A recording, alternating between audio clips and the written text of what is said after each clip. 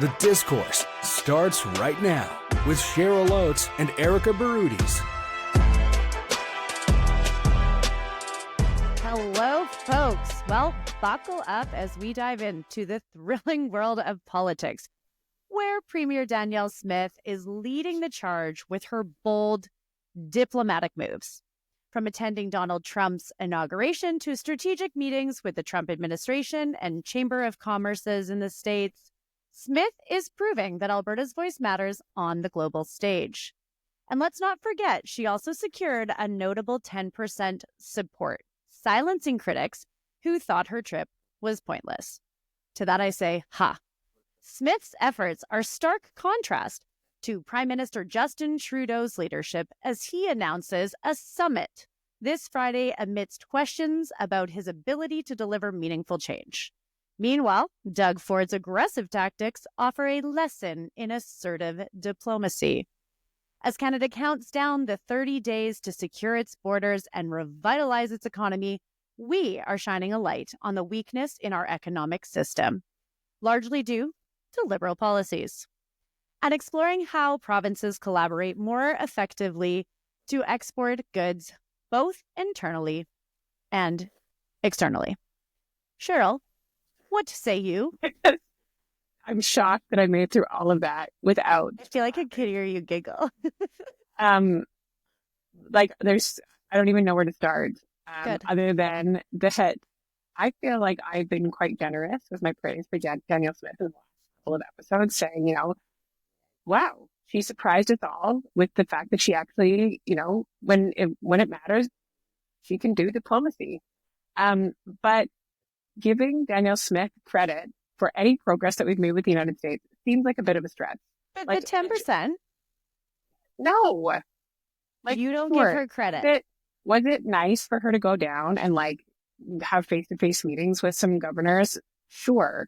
The idea that those governors that live in states that are dependent on our oil didn't already know that they were dependent on oil, it seems a little silly to me. I think they probably already knew, but sure, nice to remind them, nice to put a face to a name, nice to go talk about Canada and leave a good impression. But truthfully, this negotiation came down, the negotiation between our federal leaders on the day that it was announced that the tariffs would be passed for 30 days. That was the actual negotiation. And everything that happened before that was a whole bunch of noise, including Danielle Smith.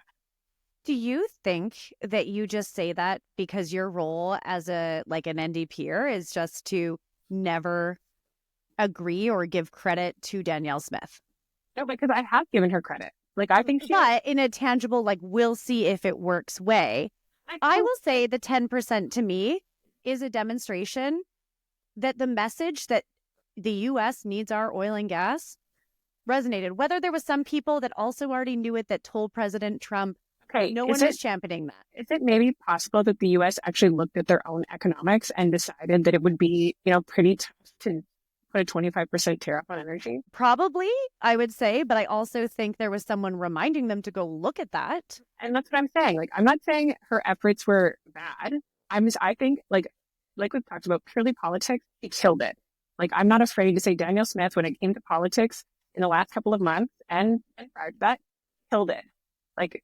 People in Alberta wanted to see her stand up for Alberta, wanted to see her champion our industry, wanted to see her take it right to the decision makers and take that message, and she did it, and she did it very well. Is she responsible for a lesser tariff on energy? To me, that's a bit of a stretch. Well, I think you just don't want to give credit where it's deserved, because that would not make for good content on a podcast. Or you just but you have to say, she went down, and the only negotiation that was different, I don't think that the pause of 30 days has anything to do with Danielle Smith. I think her win was that it was 15% less than everyone else. And I still think that's a win for Alberta. It was a justification for the trip. And all the other premiers are going down. So we'll give her that one. I think we need to give her that one. You can give her that one. I said I will give her good job. She did exactly what she should be doing. She did exactly what a premier should be doing. I think it was a good use of her time. But you can't say this stands in stark contrast to the non-leadership from the Prime Minister, who actually is the one that secured a pause on tariffs overall. Like that would be, not giving credit for ideological reasons. And you know what? I will say, I thought his response on the eve was probably one of his better moments in the last 9 years. I think he hit all the right notes, and he didn't talk to Donald Trump in that. He was talking to Americans about his call to action on let's work together, not against each other. Okay, this is interesting because you say he's talking to Americans. I think he's actually talking to Canadians. Like this is a Captain Canada moment, bringing us all together, reminding us who we are as a country, who we are as people, who we are as our collective provinces all together as one united nation. I think it sounds like he's talking to the U.S. in this clip, but Justin Trudeau is talking to Canadians. Well, and I would just say, I think we can agree he's not talking to Donald Trump. He's not talking to the leader. Now, the interesting thing I found was actually the timing of like the communique. And there was some criticism, if you follow, which I do on TikTok, the press secretary for Donald Trump. And she actually kind of cut down Donald Trump of doing it in that way and through media than calling the president directly. So I do think that maybe they didn't see it. Again, he wasn't talking to Donald Trump, though, but as a misstep.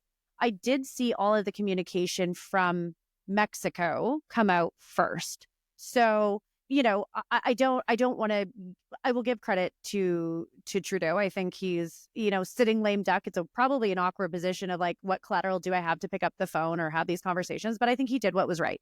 He had those conversations. It looked like, but we ended in the same spot as Mexico. There's talks in the States about how it was released. Mexico talked first and said, we're pausing the tariffs. Canada came second. And then Donald Trump announced.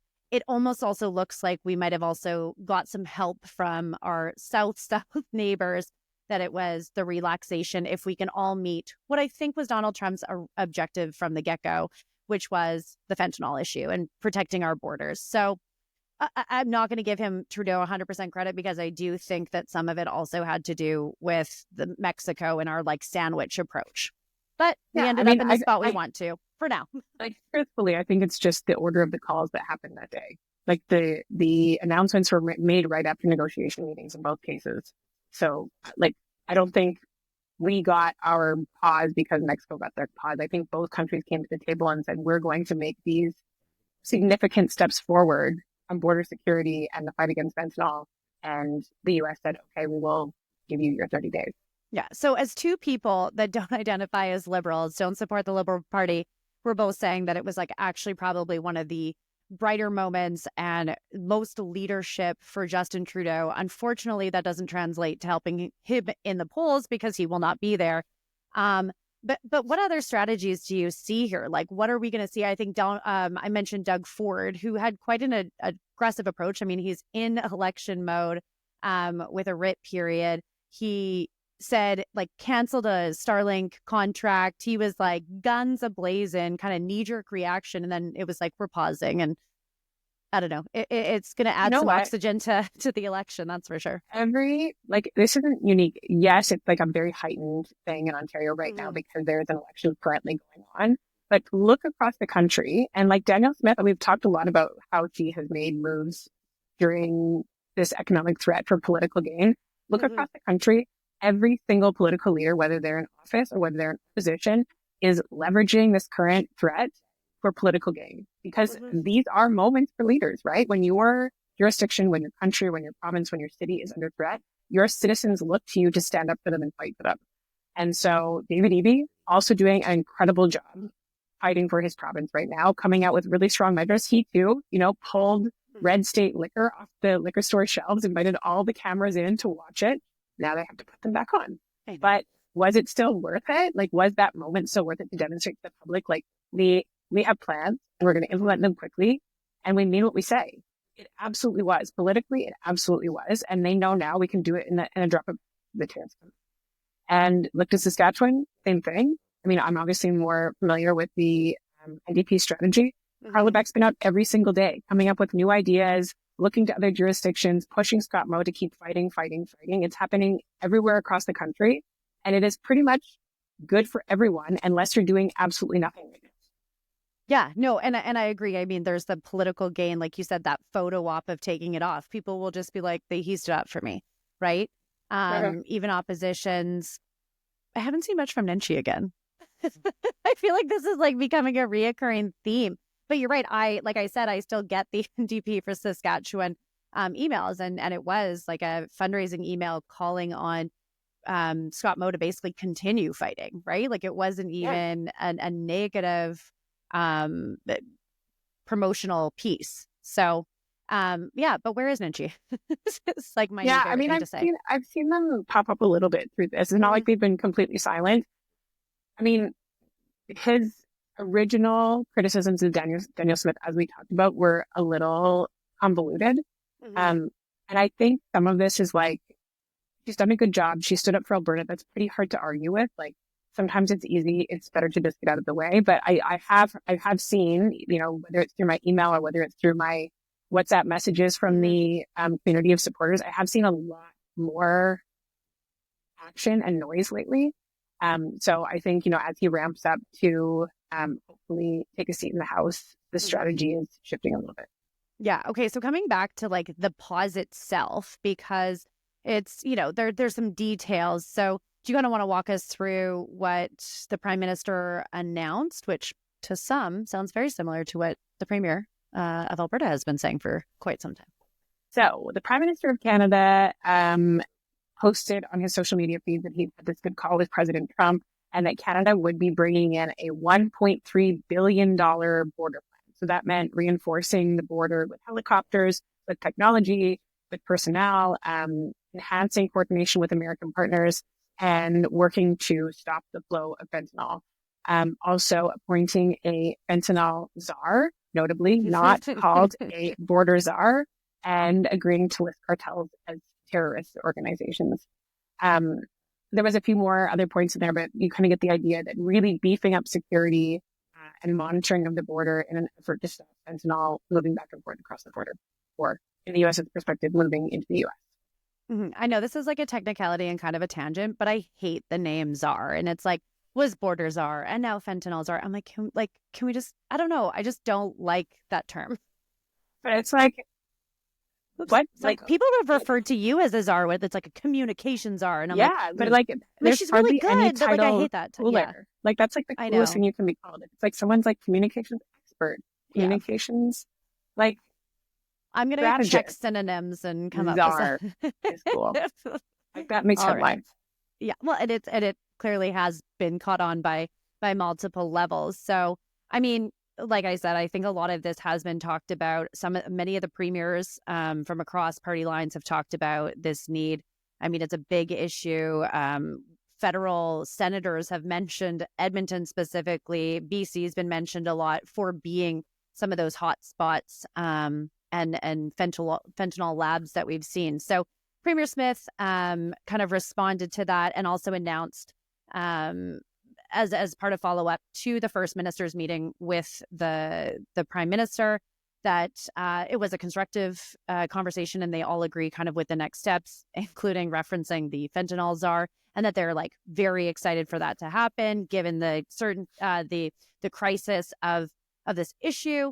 It kind of then pivots to, as a province, what they're going to do with border security and what's already taken place, including instructing her government to take immediate steps to significantly increase police and prosecutorial resources to go after fentanyl labs, the kingpins and dealers. It goes on again. It's like, this is when I'm reminded that X is no longer 140 characters and it can now like hold a full statement. It does hint at the continued expansion of the Alberta Recovery Treatment Centers to deal with addictions and their compassion intervention legislation.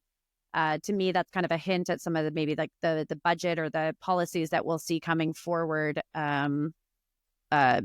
this spring.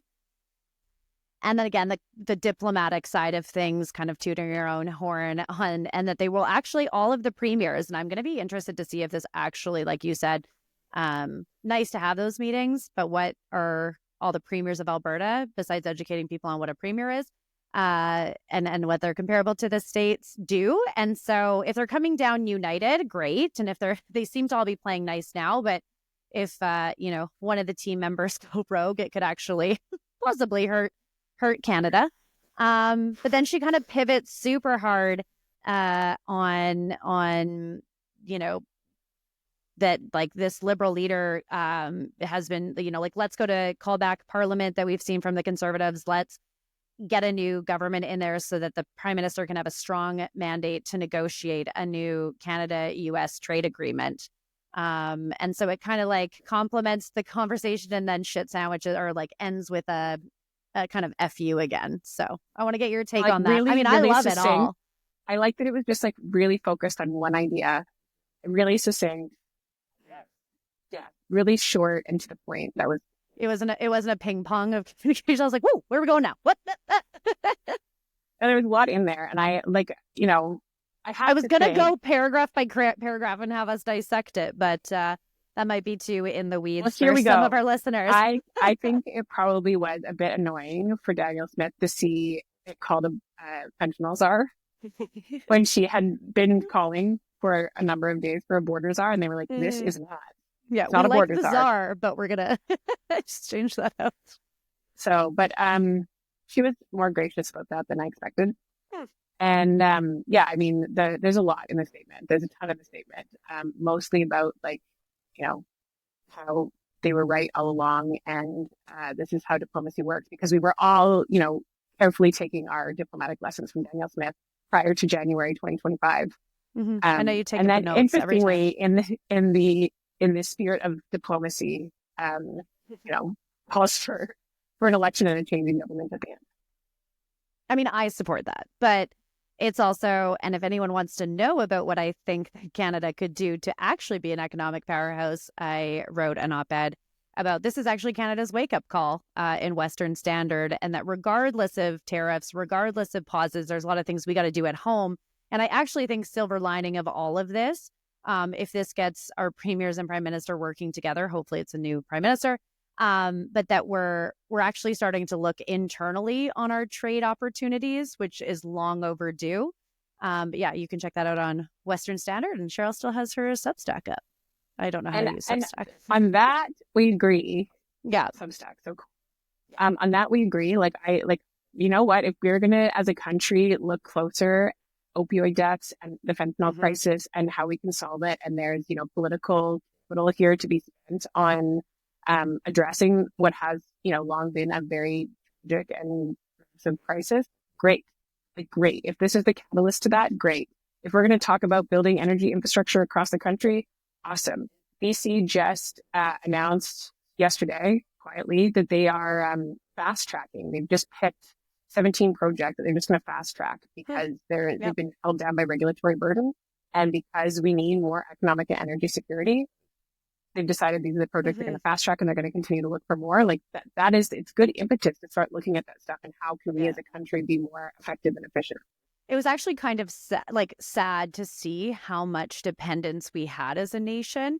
And so I hope, again, that's a wake up call, regardless of political stripe. Like, what is each premier going to do to expand this, or the collectiveness to be able to work on, expediting pipeline projects or revisiting, what was disliked before and how can we work through it, as opposed to like a yay or nay on some of these projects that billions of dollars were invested in that we might be able to repurpose. So there's a few other things in there I want to get. Mostly, I'm sure some of these will come up in legislation, and some of them I hate, and my party will be so happy when I shit on them for it. But yeah, one thing was that Pierre also came out, should he be prime minister, and that he will give a life sentence to any of these kingpins that they find. How does that resonate? Another detailed policy point. Yeah. I really appreciate that. So now we've got axe the tax, bring it home, build the homes, stop printing the money, and kill the kingpins. Great. Look at you on the fly with a little alliteration right there. I mean, I know you probably didn't watch his Jordan Peterson interview, but there was very thorough. I was actually surprised. I thought that sometimes there is too much tagline or slogan being thrown around. It was long form content, like 2 hours. Thank goodness I was listening to like 2 times the speed, but good dialogue. And actually, like, I feel so much more confident on him actually having a plan. But the one thing is this federal election, like, I mean, I think there needs to be one before we have 7 weeks, 6.5 weeks before we could have any chance of government coming back from prorogation on March 24th. We could have an election, a whole new government, and time for them to do transition in order. You and I both done transition that fast.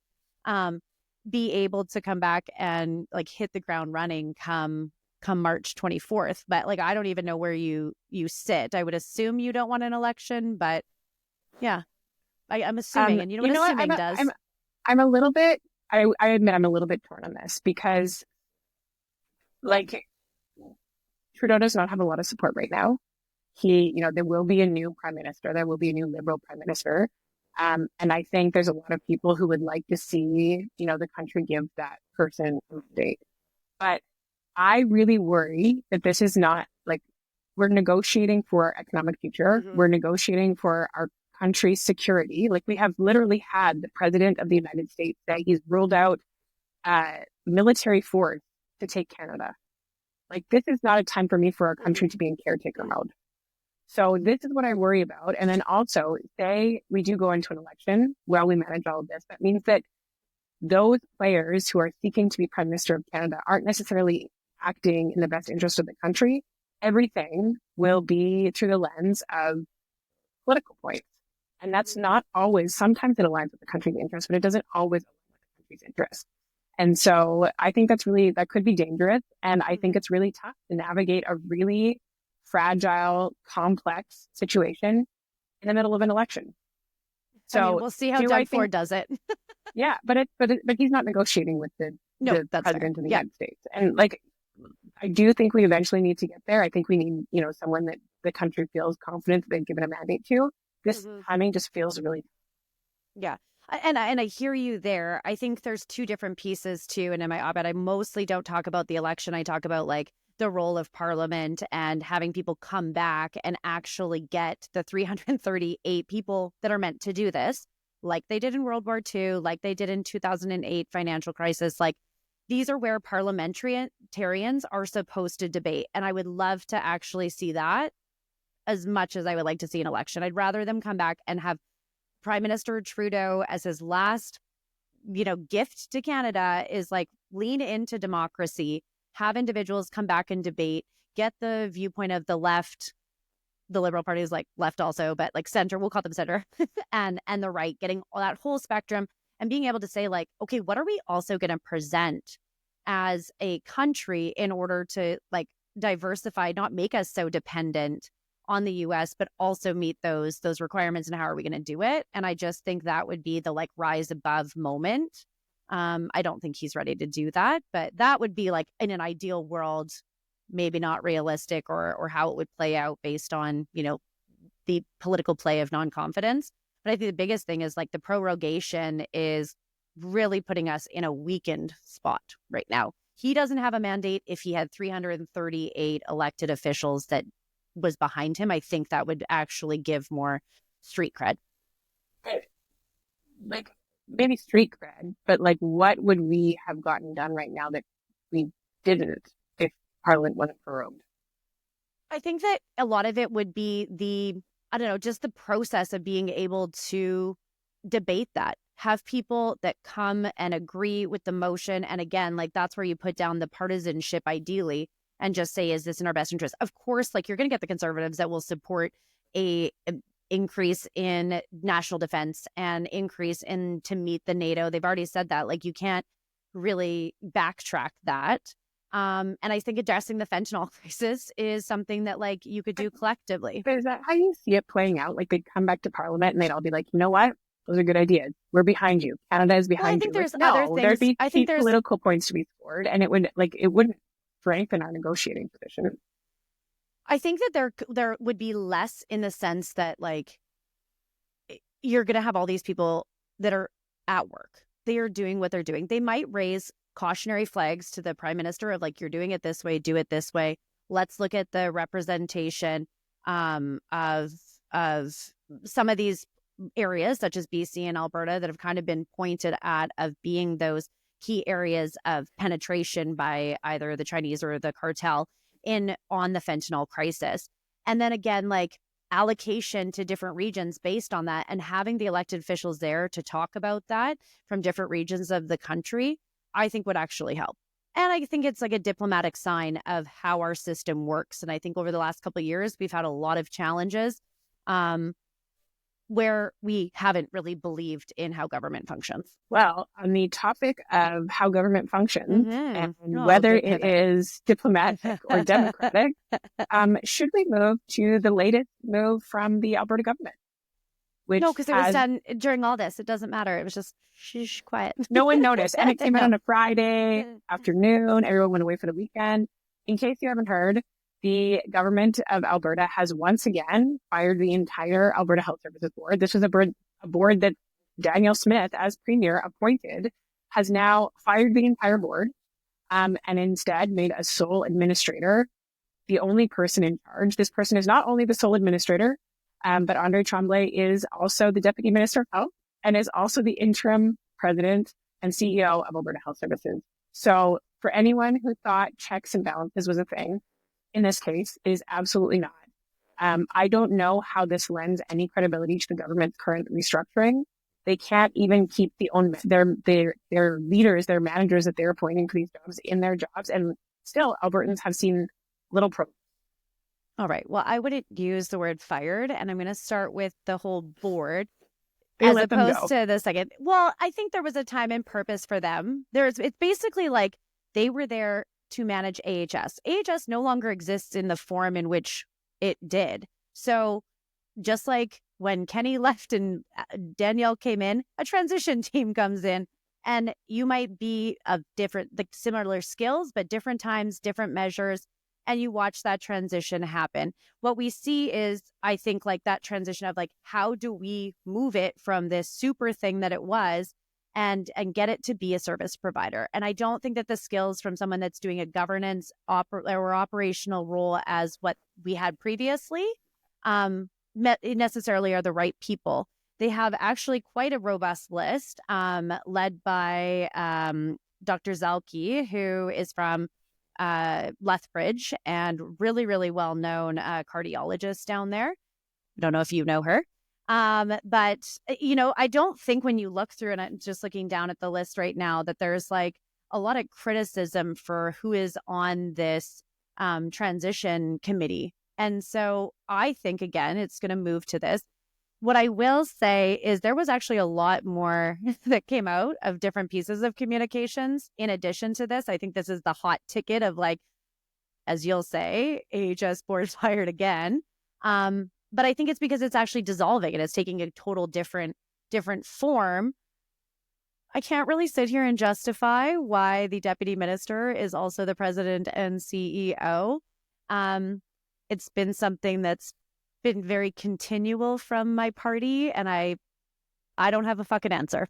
So I really hope that, again, like I've said this, I said it with AIMCO, and then I ended up being right and okay to say, I hope this is for a short time, not a long time, or a good time, not a long time. This is walking on pretty thin ice, to your point on checks and balances. It's like there was no one else that you could have in this role, or maybe it's just like, you know, share the timeline for this, because it does make me uncomfortable to think that the person managing Alberta Health is also being responsible. And that's a lot of a job. Like, his job as a deputy minister is huge to begin with. How can you do an amazing job to, like, also deconstruct something that has been a critical, you know, piece of infrastructure that's no longer working, but a big piece of how the Alberta health system functioned? I'm like, ooh, like, can we maybe like divide and conquer type thing? Okay, so the transition team, cool. But it's the transition team for assisted living. Like, we're still talking about, this is the organization that is running, well, still, like, the arm of government that runs healthcare until it doesn't, which is kind of important. And then secondly, even when it does transition, this is the arm that will run all of our acute care in hospitals.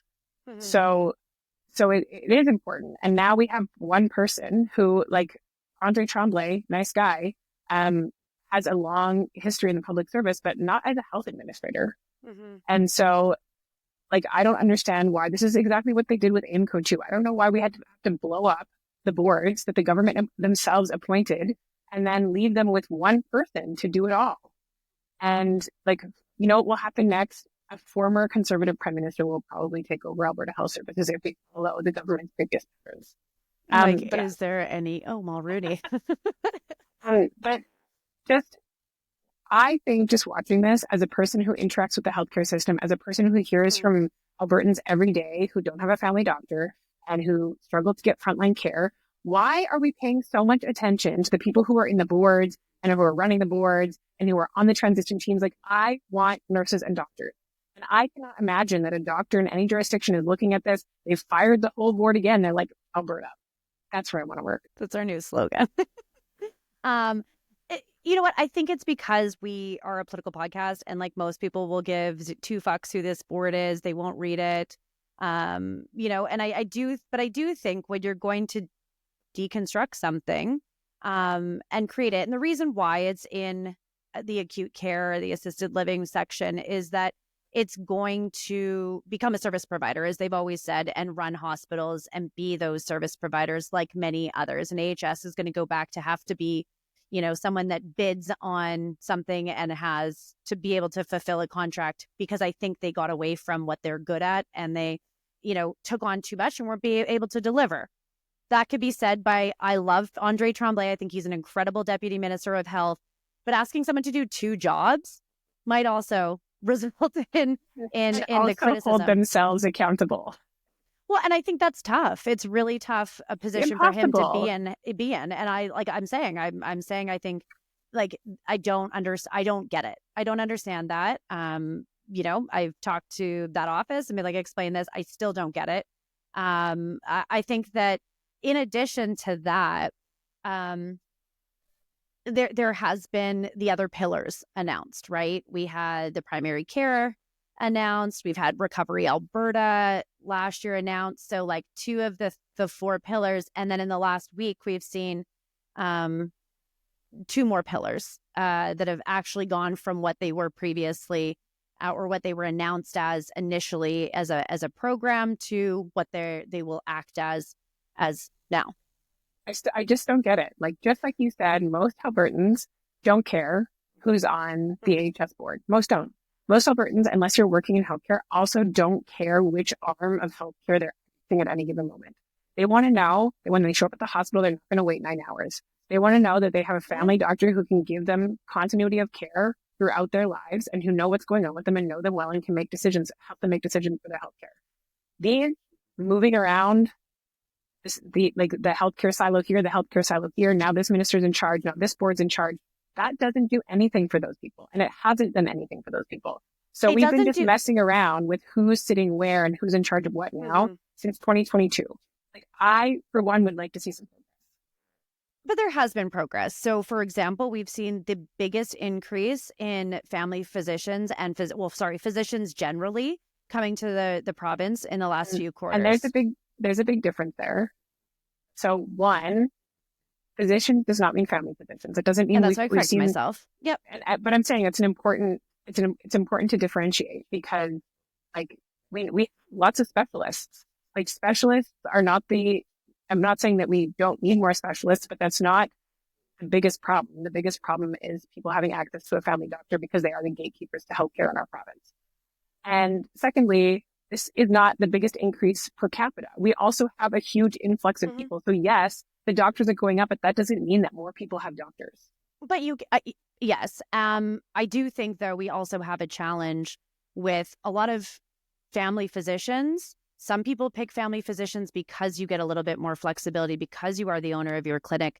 There is a higher rate than ever in this country of family physicians not being a 1.0 FTE. So even if I think another challenge, though, is within the system itself or within the delivery of service is and again, with a population increase, this becomes even harder, is you can bring in or give 500 spaces in universities for family physicians. That doesn't turn into 500 FTEs is what we're finding. So I also think that that's a challenge that is no one's fault, but something else we realistically have to look at. We do see, though, and like to your point, they don't see it now. And these changes were never to be an overnight solution. I get where you're coming from because people don't see those changes and they don't, to be honest, like don't care about these news releases, and they don't read like, oh, great, now this program or this entity now has a crispy, fun name. Like to people that are looking for healthcare, that doesn't matter. However, I think that, again, this is not this year change. This is a 2-term mandate. You're not going to even see the full change or the benefits of this program by 2027. That is generational change. So I get where you're coming from, but I also think you have to look at the fact that a lot of these are big, huge changes that take time. Yeah, and I'm fine with that. But when you're firing your entire board for the second time in 2 years, like that is a message not just to the public, not just to positions that you're recruiting, but it's a message about internal chaos during all of this. And you're saying two things. So first, you're saying nobody cares about a board, and now you're making the issue about the board and saying that they're firing. Again, you have a board. The people that would be on your advisory or your board when you are merging companies is very different than the governance or when you're accelerating with huge growth. Like there's different people at different times to bring their expertise. I can't imagine a company anywhere, no matter what transition you're going through, that is like, today we've announced we're firing our entire board and we're not going to give any reason for it. And instead we're going to make the person who also has 2 other jobs here also the only person on the sole administrator. And we just, steady as she goes. Stakeholders, nothing, shareholders, nothing to see here. Like no company would ever do that. No. And I think though that they would say like, this was probably a better example is like company had during a time of like restructuring one board and then they sell it, which is what I think you're kind of doing. And you have a transition board for that sale. Well, I mean, we're creating them as a service provider, right? They're going back down to be equal to managing a hospital. And again, I think that they do that well. I think they got a little far ahead of themselves on what their scope and responsibility was, and then weren't able to deliver on anything. I'll give you the point on having your checks and balances not be able to be aligned by giving the 2 different jobs to the same person, also from just bandwidth of what someone can do in their life. So I'll give you that one. That's kind of like, I can't explain it, not going to sit here and defend it. I do think, though, that this transition committee better be a damn transition committee. Like, in a year from now, half of the stuff that I've had to come on here and say, like, if this is still here in this amount of time, I will eat my words. I think that we should start we got to start carrying a list, and I will own it. But I think that a lot of these are those big, this is healthcare. It's a big file. Again, this is a big move, a big, bold move, and it's going to take time. So I'm continuing with my confidence, but this is not the best step. I want to tell a story. So, and it's actually not a story to help my party's argument, as you know, because you're also going to be an instructor in the program. But Macamee College, where I work, launched their applied politics. We launched our pilot this week, and we're in the first course. It's all about government and politics, how bills are passed, how government functions, all of these things. And one of the things we were doing today was looking at Canadian politics, and specifically like the role of cabinet and government. Someone asked, so when we were looking at Alberta, they're like, why are there so many ministers? And I'm like, that's a good question. And I said, does anyone see any overlap or do they have any questions about specific ministries? Obviously, Service Alberta and red tape, because that's to a new person to this field, like that doesn't necessarily ring as like, what do these people do? There was a lot of conversation around, overlap. And one of them that came up was actually because we've used healthcare as an example for many of the classes. It was like, so who runs this? And I'm like, primary care, Minister of Health. And then I start bringing up the press releases to go over, and I'm like, acute care, Minister of Health. And then then they were like, why is there a Minister of Mental Health and Addictions? And I'm like, good question. And tried to walk through it. It's like, and then there's a pillar for this. And as I'm explaining, I'm like, oh my gosh, like this is like interesting, and I didn't realize how many ministers were actually involved. And then I showed the press release on the assisted living, and I'm like, does Jason Kenney now own this pillar? Does it respond Jason to Kenney? or sorry, Jason? Jeez, like frick! I'm like going back to like Wild Rose days. I'm like like Jason, or like used to good old days like Jason Kenney. I messaged or mentioned last week Brian Jean as premier. Man, these Freudian slips. Jason Nixon. And so it was interesting to have someone, because you and I talk to a lot of political people, have this broken down. And I was sitting there and being like, this is very confusing. Isn't it? I just like someone to explain it to me. Imagine you are working on the inside of this. Like, say you are, a doctor working inside of this and trying to figure out how you. I don't think it affects the doctor. You're going exactly the same way. No, what if you're a doctor who's like working in mental health and addictions, but also spending time in a hospital or something? Like you're across. You know how I feel about mental health and addictions being its own. Yes, but use primary care. It's not even mental health and addiction. It's just Recovery Alberta. We've just forgotten about everybody else. Yes, no, that's here. But I will say, if you're like my family physician, like his navigation is still the same. He goes to specialists if required. He goes to hospitals. He does referrals the same way. So I don't think it. And what I was getting at is, I wish that like it just didn't seem so complicated in the structures, because I don't think it was actually. It's not meant to do that, and it won't do that. It's just right now. It's like this name and that name, and don't you worry. We've got logos. Job number one. I can't wait that I'm like, well, I talked about applied politics at Macamee College, but now the UCP hates me because, or at least the Department of Health, because I don't know. I'm like, there's so many names. This is like a branding thing. I'm just like, just please like keep the silos, be clear of who it is. It should all be under health. Get those other guys out of there. Stick with like that original thing. And then dissolve Recovery Alberta and put it under. I just remember there was this one really peaceful time in terms of healthcare organization. Not to say that everything went right, but I do remember there being quite a bit of stability in terms of governance from 2015 to 2019. Is that the time that we took all that money and just burned it and had no real results, but like doctors were happy because they got a bunch of money? Okay, I mean, perhaps a conversation for another day, but you do remember that the price of oil catastrophically collapsed, and it was the main thing, right? Mm-hmm. I do, but I remember all the debt that we got when we took on government and all that after we managed through a catastrophic collapse in oil prices. So did Alison Redford. Okay. Well, perhaps we can do a so whole did 2008, episode. Perhaps we can do a whole episode on this. And how, Albertans maintained education and public services that they relied on, like healthcare, despite the catastrophic crisis. But anyways, and put our grandkids in debt. That's another episode.